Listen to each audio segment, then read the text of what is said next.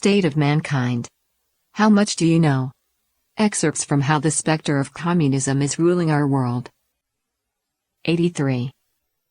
The media, a key battleground in a total war. The communist philosophy of struggle spares no means and respects no moral bottom line in order to achieve its political objectives.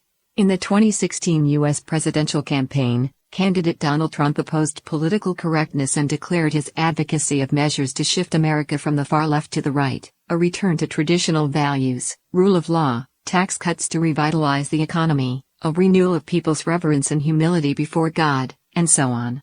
His outspokenness threw liberals into a panic. Armed with the mainstream media, they lashed out with an all-out assault against Trump. During the presidential campaign, the left-wing media used various methods to willfully demonize and denigrate Trump while ostracizing his supporters, who were described as racists, sexists, anti-immigrant xenophobes, and uneducated whites. That is, the media tried to influence the results of the election by manipulating public opinion. Apart from a small number of media outlets, almost 95% of the media repeatedly predicted that Trump would definitely lose. Against all expectations, Trump defeated his rival and was elected 45th President of the United States. Under normal circumstances, no matter how fierce the campaign trail may be, the different parties and groups should return to normal operation after the election is over. More importantly, the media should uphold the principle of fairness, put national interests first, and maintain the principle of media neutrality. However, after the 2016 presidential election in the United States, we have seen that the media has continued its campaign trail frenzy even at the risk of its public image. Most media outlets deliberately ignored the achievements of the Trump administration, such as the stock market soaring to the record levels, American diplomatic achievements, and the near-total eradication of the Islamic State, ISIS. With the unemployment rate hitting an 18-year low in the United States, the American economy is enjoying a revival. Furthermore, the media is doing everything possible to hamstring the Trump administration by making groundless accusations. For example, the media stirred up a conspiracy theory of collusion between Trump and Russia, but a special investigation has not found any evidence to support this. A congressional report has stated unambiguously that there was no collusion between Trump and Russia. In order to attack Trump, the media also generated a lot of fake news. In December 2017, a TV news giant had to suspend 2 senior journalists for 4 weeks without pay and redact their work because they had fabricated fake reports that Trump had ordered Michael Flynn to make contact with Russia. Finally, the 2 reporters were forced to leave the TV station.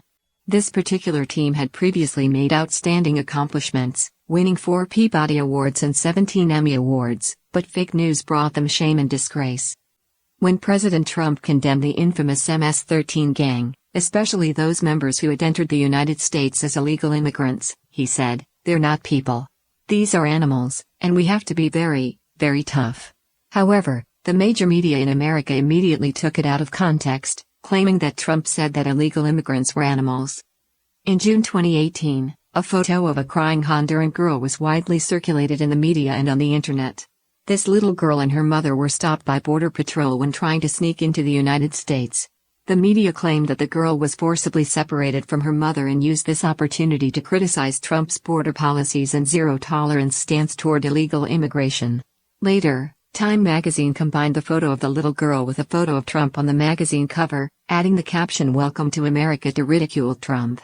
However, the girl's father later told the media that border officials had not separated her from her mother.